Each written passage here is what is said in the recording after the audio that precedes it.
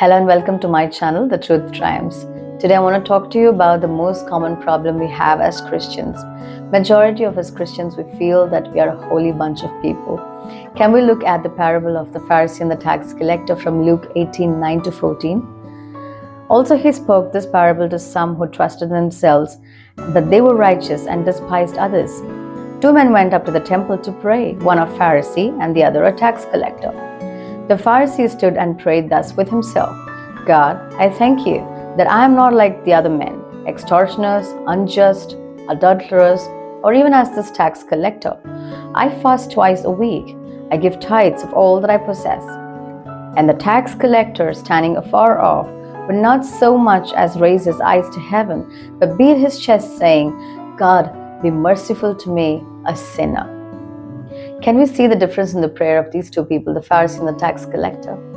The Pharisee was comparing himself to the tax collector. He felt a lot holier than the tax collector. He felt more spiritual.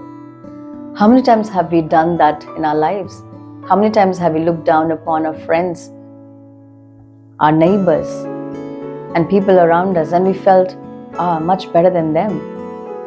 Can I remind you at this point that Adam and Eve never committed adultery. They never stole anything from the garden. All they did was disobeyed God's command. Sin is nothing but disobedience. James 2:10 says, For whoever keeps the whole law and yet stumbles at just one point is guilty of breaking all of it. Isaiah 64:6 says, But we are all like an unclean thing, and all our righteousness are like filthy rags. So we must constantly remember that we are mere human beings and we cannot afford to be self-righteous. We need the grace of God.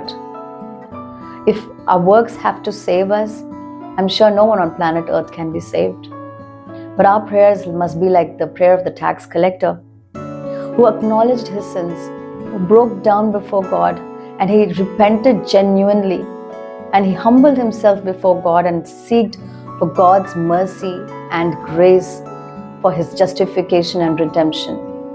Which is why verse 14 says, I tell you that this man, rather than the other, went home justified before God. For all those who exalt themselves will be humbled, and those who humble themselves will be exalted. Can we make it a point not to look down upon others? That all of us need God's grace to be saved. God bless you.